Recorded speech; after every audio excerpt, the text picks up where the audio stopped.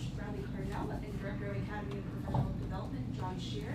We're going to open with opening statements once again, then we'll go to questions in the room, and if we have some time, we'll take some on Zoom as well. With that, I'll turn it over to you, John. Yeah. Happy New Year, everyone.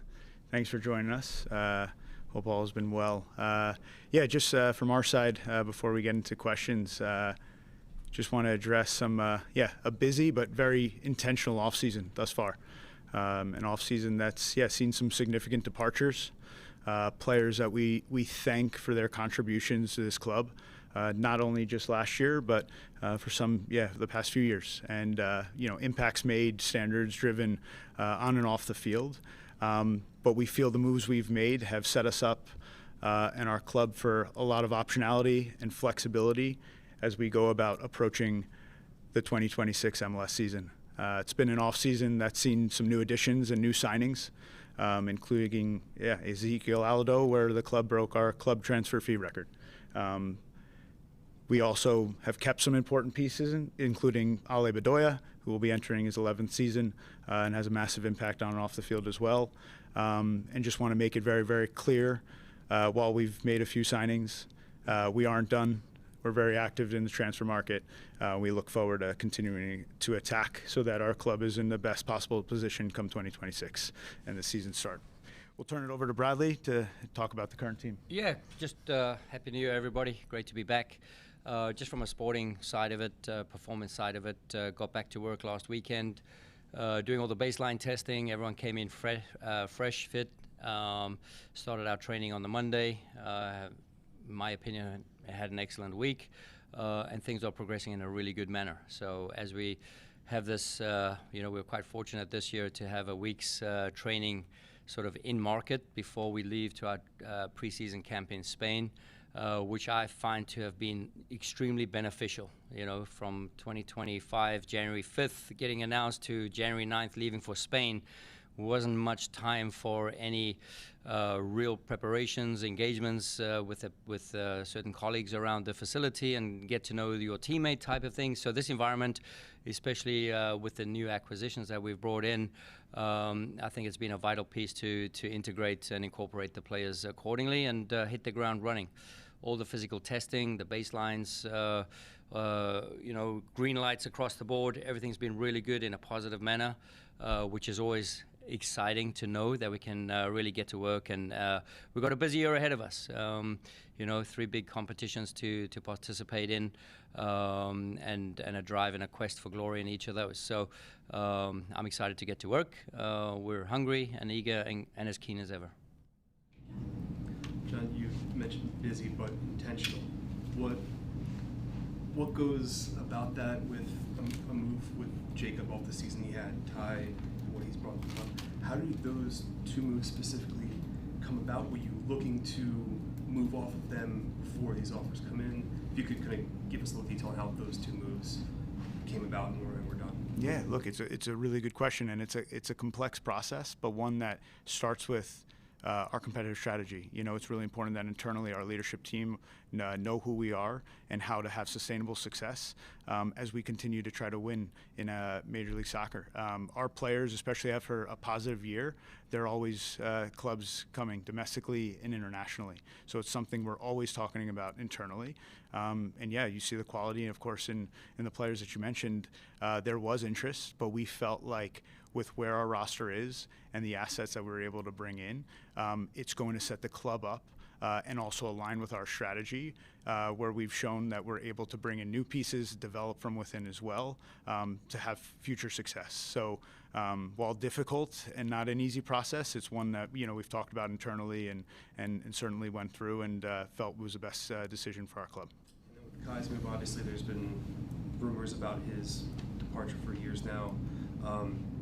For it to finally happen, what is now the plan at left back? I know you said you're still actively looking. Does Frankie Westfield play into that role because of how he played last year? I guess that's for both of you guys. But how do you approach the left back situation as it is right now? I could start by just saying that Yeah, Kai is a player that has had a lot of interest over the years and has had ambition to go across to Europe and a part of his career. So we are attacking the market. He's been an important part of the team and certainly brought a lot of key characteristics. But certainly we feel like we're in a position where this is something we've been planning for just in case, and it's really important that Bradley has a lot of tools at his disposal. Yeah, it's very important. Now we have like close to 30 players in the roster, and even through parts of last year, playing players in different positions. And we spoke about all-rounder capabilities, right? Of who we bring in, who we can utilize, and what our current roster is like. So, we have options. If we had to play a competitive game tomorrow, yes, you mentioned the names. Is it a Frankie? Can Nate play at left back as he did a few times as well? We've been schooling Ben Bender a little bit in multiple positions, just to use and work off of his flexibility a little bit. Like John mentioned, we're always also looking, and we feel we're not done in terms of our scouting and sort of process to see what's on the market. But we don't want a rush purchase where it doesn't make sense, or a rush purchase where we feel under pressure just to make an acquisition. And I think it's the usual, the longer that guys stay in your program, within the strategy, after 7 years and 6 years respectively, there's always a balance to be drawn. And after the year that we had last year with the success, I think it's what all good teams have to now consider from a player perspective and a sporting strategy perspective, if and when is when the right move, and with Kai, to honor what he had always dreamt about, coming from the third Bundesliga back in the day, to now go to the championship, to pursue his dream and just to test the waters and to see if he can play at certain levels. So that's great. I see that as a success and not a negative. So the outlook for us is very bullish. We're excited about, who we have right now and what's to come. Bradley, from a sporting side, you obviously lose guys that are prominent leaders in the locker room and on the field. How do you approach that this preseason in terms of maybe some guys that were quieter last year stepping up? How do you approach that? It's already in process. It's a good question.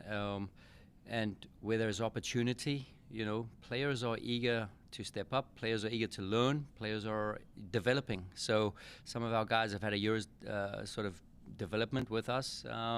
If you think of like contributions that players have made throughout the last year, right? And I've heard different voices in the training environment already, which is a great sign for me. Some of the strategic signings that we've actually made with Seri Larson, for example, is of a caliber of a young leader. I was never part of the roster 6-7 years ago or coaching the team, but Jacob came into this environment, I think, at a similar age to Seri Larson, at the age of 25, and developed into a real good leader in and around the locker room and the team. So Seri Larson comes in from a caliber and a quality level that almost commands respect in and around the teammates. But, the performance has to fit. And we're hoping to integrate him fully into the team once he's finalized the P1 visa process. And we're looking forward to that in the coming days. In the early going, what have you seen from Ezekiel on the field in terms of what he brings? Yeah, explosive, strong. I think he can do a bit of both. I think he can be crucial in that hold-up play. I think he can be a real key weapon into running in behind with his explosivity and his power. He's very agile for a big guy, very athletic, and all the attributes that we think that we can get him sharp, fit, healthy, and succeed in our environment. And then just for John, as you guys talk about looking in the market and things like that, do you foresee any homegrown signings in this window? How do you kind of view that now, because you have the Union 2 outlet? Like, what's the process behind deciding who elevates to that level of a first-team contract, and what do you see on the horizon there? We certainly have players that we have belief in, and you'll see some news to come here in the coming weeks of our plans and finalized roster for the 2026 first team season, but also for Union 2. But we've had some players in training to expose them to the environment, but also we need to be smart about when we transition them into a training perspective full time, but also from a game perspective. So there's players that will continue to contribute and be part of the conversation, but there's a lot of competition within our roster, and it's not going to be any easier. So look forward to seeing how they continue to rise up to the challenge. Bradley, you mentioned Ben Bender as a name as somebody you were schooling. Are there other players that maybe didn't play as much last year, were closer, to the bench reserves, that you're expecting to step up in importance this year? I mean, we're always looking, right? And it's always fluid. You see how guys come in, some are sharper than others, and that's the beauty of a preseason, because you have like 4, 5, 6 weeks to let everybody present themselves in the best manner possible. And our environment's all about competing, competing every single day. The first 2 days, I was really surprised at the level we were playing at already, just from a intensity point of view and an energetic standpoint, right? So, and who now shines and steps up to the plate. I mean, we're excited to see what develops over time. We also, we haven't really mentioned Finn Sundstrom, who will be joining us today. He spent camp with the U20s, so, another exciting prospect to fully integrate with our team. You think about the trajectory that Makanya had, or Frankie Westfield, those were names that were probably not earmarked for the 2025 season, or to the extent or scale that they sort of got to. So the preseason can tell a lot. So I'm excited, because every year we look, players have had a year's development, playing in the system that now should be accustomed to everybody. We're getting new players in. So you kind of get to feel the room a little bit, who's presenting themselves in what manner, and how can we utilize, now the formations, the tactics, the player personnel in different key positions. And every preseason has a story to unfold. But, with our sort of game schedule, I would say the calendar, I think everybody across the board will be able to get minutes. We're going to be doubly strong in each position. And it starts off very, very soon on the 18th, I believe, against Defense, down in Trinidad. So, and then 3 days later, we're away in DC. So, we're going to hit the ground running, and we did that Monday. I know it's a short off season, but getting back on the training pitch, what kind of growth have you seen out of Kevin Sullivan? Yeah, we've seen massive growth within 2024 perspective. Me reflecting back as a coach, seeing what was in 24, not under my tenure, but in 2025, and I've always spoken about it. Kevin made 3 appearances in 2024, played 21 minutes, right? In 2025, 16 appearances, 565 minutes across all competitions. That's a 2,500% X.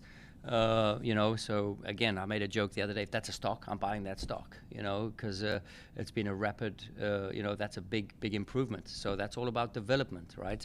So yeah, as long as we continue to see the hunger across the board from everybody in our roster, the way we apply our business, the collective identity of each of individual to come together within our game model, within our philosophy, and to continue the collaboration with Man City as well. This is a very important piece for us. So we're excited to see where the road takes Kevin, but also not just Kevin, right? We have a lot of players on our roster, and we're excited to see them now develop and grow one more year within our environment. Just speaking on Kevin, Bradley, he recently said that he wants to get off to a fast start in MLS, and he actually spoke about being in conversation for the men's national team for the World Cup. So I wanted to hear your thoughts on that and how his mindset is going into preseason so far. Well, I think that's Kevin's biggest strength. One of his biggest strengths is his mindset, right? So he's a very positive, outlooking young gentleman, and nurturing and developing and growing within our environment. These are steps to be taken, right? And I said from day one, nothing's given. And everything has to be earned, but not from me or not for me, but with your teammates in and around the environment. I'm not talking about Kevin specifically, but within our four walls, within our whole roster with 30 guys or what have you, this is something that we, strive for every single day. That Kevin has the outlook on doing all these great things, that's a target, and in his mind, that's now a cycle of work, a body of work that has to go into each and every single training session, scrimmage, recovery session, and on forth, going forwards as well. So, we hope that'll be great. What a story that would be. But it's our job now to push Kevin in the best way possible to make sure, and we hold each other accountable to the development of Kevin and every other player in the roster. And just to follow up, just going on that fast start that he wants, what do you think he needs to show to get minutes this season, more minutes this season? Continue what he's been doing. Oh, sorry, John. All right, we'll go Matt, and then Joe, and then we'll flip over to Zoom for a couple. Bradley, you were able to kind of use Milan Olaski in both as a number 10 and as a striker last year. Where do you kind of see his kind of positional development this year, and how much of that owes to, if we look on paper until Quinn comes back, there's maybe not as many number 10s that are ready. Yeah. How do you kind of balance if there's opportunities where you want to see him up top versus the need at the number 10? Again, we've got a bit of an overloaded traveling squad to Spain, so we have Stas Kozinowski will be traveling with us. We have probably Sal leave us, Eddie Davis, Marcus Anderson. So, just in terms of how you get guys fit now, right now we will have a plan for Milan, but we also have to, just make sure we get a baseline and a fitness. So the first 2-3 games, we'll probably be using him in the 10 spot, and then depending on we might be 2 weeks further more knowledgeable in whether or not what pieces could be coming in potentially, whether it's a 10, whether it's a striker, just to see what the market and some of our depth chart availability is where that's at. But Milan's flexible. He's he can excel in both positions, and he has done for us. So, but again, it's fluid. But we would also like to continue the development of Sal Olivas and Eddie Davis, and if there's opportunities in preseason to get those guys valuable minutes and growing in our ecosystem, then that takes a lot of priority as well. To build on that, you're moving from a situation where your depth strikers last year were veteran guys like Chris and Mikkel, and now it's younger guys that are certainly talented. What do you want to see from those guys over the next few weeks, and especially someone like Marcus, who has been here a little bit longer, did take the limited chances that he had last year, but did well with them, and obviously did with Union too as well. What do you want to see from those guys over the next few weeks? Yeah, principles, details, and that's just not on game day. I think it's the training environment, whether it's with Ryan Richter at Union 2 or whether it's within our environment, especially now in preseason, just an overall commitment to the details and the principles. And every one of those players possess exclusive qualities that fit in our game model, and how that all comes together. Timing is a big one. When is the right time, and players take opportunities at certain moments. But yeah, the door is open for those guys, and that's the beauty of it, because I'm a coach who believes in what we do. I was a player in this environment 33 years ago as a 16-year-old. And I've lived the walk, I've talked the talk, what it takes as a 16-year-old, 17-year-old, whatever, at certain opportunities. And again, what a success story to now develop the next name within these buildings, within these four walls. So I'm excited. Excited to see even Malik Jakubovic grow within our ecosystem. We saw him a handful of times. He's been part of our training environment this week, which has been amazing to watch, and we keep on developing him. So the opportunities are there. Ask Frankie Westfield, ask Makanya. So I'm always eager and brave to give opportunities. You guys mentioned at the end of your press conference, right as Ezekiel was being made official, there are certain data points you guys go through in scouting players and what fits your game model. How much now, and this is just how you guys approach the market in general, How much is it those specific data points you guys have highlighted that guys stand out? How much is it watching the film, eye test if it's in person or through film? I guess what's the balance right now in terms of evaluating players, whether it be Alados or Larson, guys that may be coming in the next few weeks? How do you manage what the numbers say, but also what your eyes are telling you about these players as well? We're fortunate that we've been able to invest a lot in data. We have clear positional profiles that's set forth by our game model and what Bradley values as well in terms of these positions. And then we use data as a way to filter players, as a way to confirm our beliefs, but also challenge if the data is telling us something that our eyes aren't seeing. But ultimately, we would never make decisions solely off of data. It's a part of our process. I would say the stronger aspect of the two is certainly what we see in terms of their film, in terms of their live scouting, in terms of the meetings that we have with the players and the body language and the references. So it's combining the qualitative and the quantitative aspects of our process. And I think when you get it right is usually when the two kind of align and go from there. But it's comprehensive and it's ongoing, and it's been fun being part of the process and engaging in that. I can only echo that, because if you look at how we've gone about it in the last month or two, and to follow now the conversations, be part of the Zoom calls, not every team plays like us, right? So we have a very unique style, and you always have to look at the tools or the characteristics or the principles, what the player possesses. But the only time you can really gauge to the full extent is once you have him in our environment, right? So and if you think about it, in Ezekiel, who's only 20, right? So this is now a top talent, and it's now the nurturing, the development, so he will play an impact role. He will play a starting role. He will have games where he starts.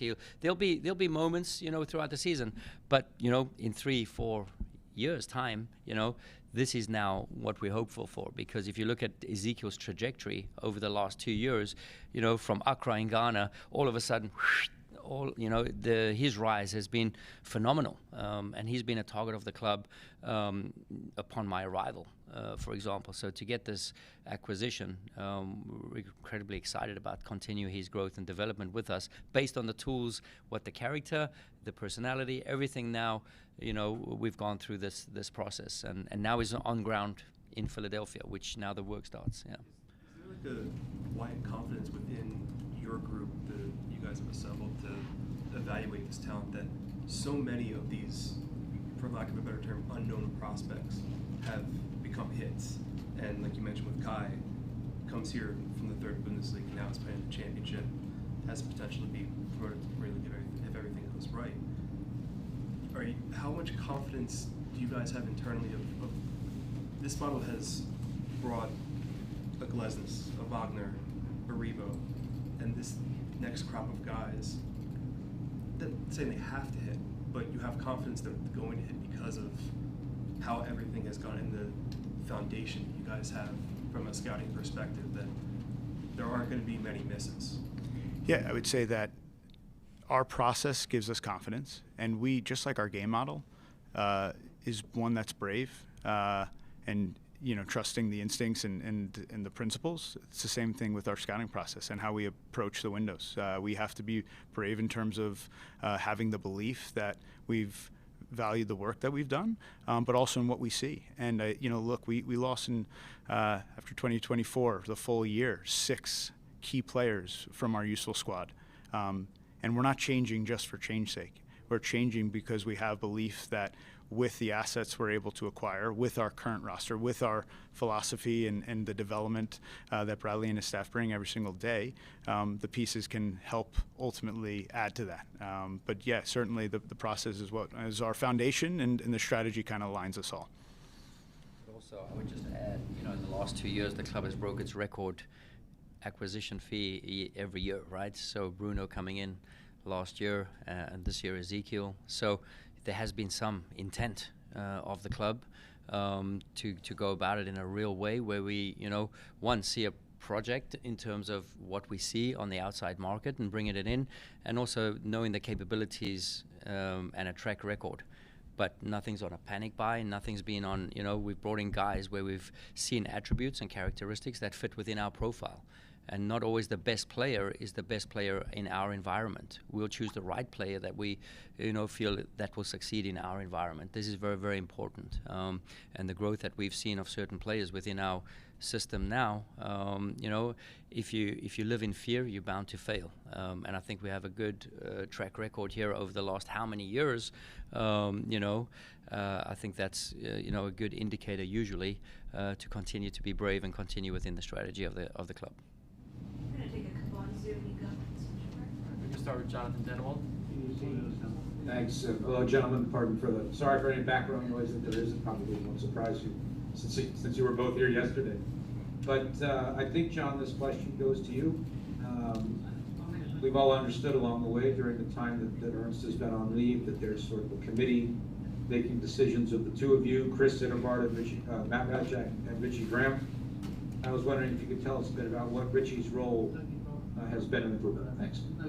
Yeah, no, look, Richie's an important piece of our ownership group, but I would say the decision making has been with myself, Bradley, Matt Radchak by committee, using Chris Zitterbart and the director of scouting. But I would also say that the pieces underneath our entire club and first team staff is what gives us a foundation and trust and confidence with our department heads and their teams. So look, it's been an ongoing process.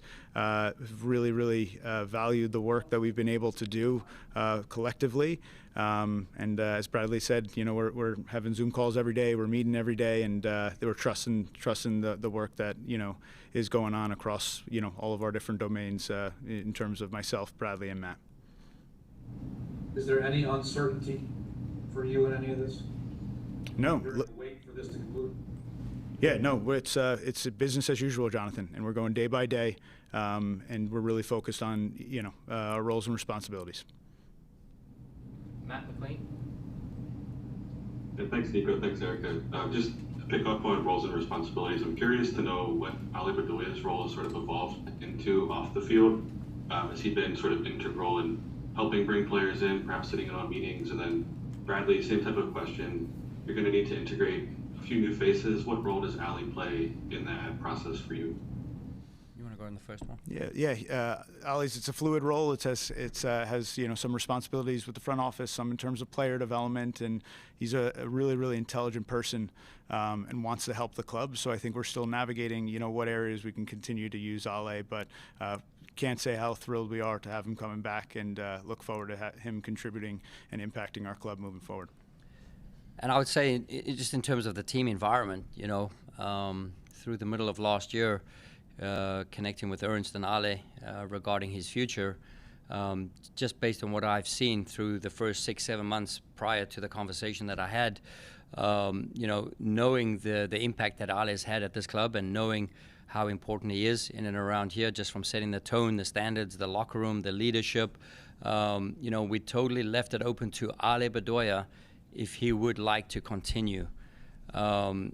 And knowing the changes that were happening in 2024, the conversation was so enlightening and so rewarding, because, he felt surprised that we were willing to bring him back, which was an amazing development, which was an amazing type of conversation, which, I've seen what Ale does on the training field. I've seen what he does in games, the commitment, the bloody nose on the Shield game. Like, I know exactly what type of person Ale is, and gives everything for this club over the last, what is it now, going on 11 seasons. So, when he reached out to us in the off-season to say he's still chasing the cup and he wants to come back, doors opened, conversations happened, and we were so happy to bring him back. So it's up to Ale, because Ale displays a real talent in leadership, which is no surprise around here or to the outside world. And I'm excited to continue the work with Ale. I'm excited to